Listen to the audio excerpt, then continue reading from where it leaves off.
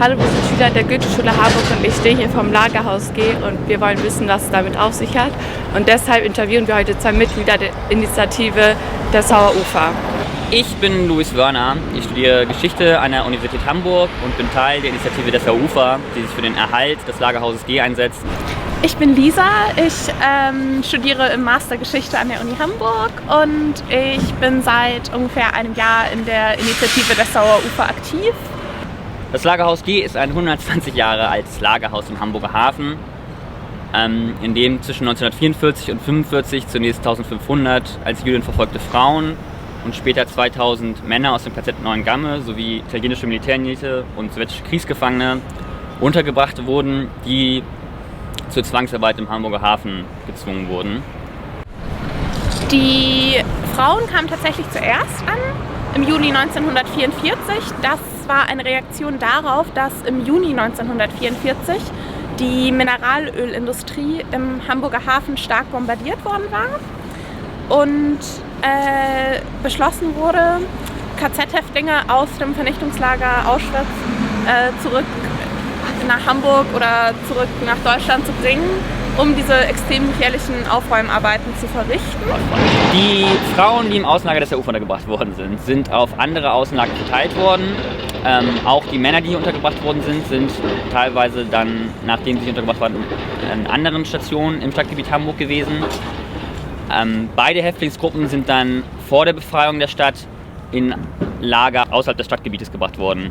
Die Frauen sind ins KZ Bergen-Belsen gekommen, wo sie die Befreiung erlebt haben, wenn sie ihre Inhaftierung überlebt haben. Die Männer ins Außenlager St. Bostel. Mittlerweile ist das Gebäude in privater Hand. Meiner Meinung nach muss das Dessauer Ufer unbedingt ein Gedenkort werden, denn es ist eines der besterhaltenen ehemaligen Außenlager des KZ Neuengamme. Es war auch eines der 3 größten.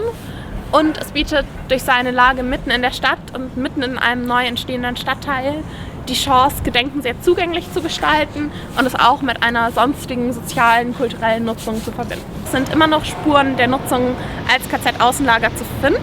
Beispielsweise gibt es den Keller, der spielt auch in ganz vielen Erzählungen von Überlebenden eine ganz große Rolle, weil sie da während Bombenangriffen Zuflucht suchen mussten. Im Keller zum Beispiel gibt es eine kyrillische Einritzung, vermutlich von einem sowjetischen Kriegsgefangenen.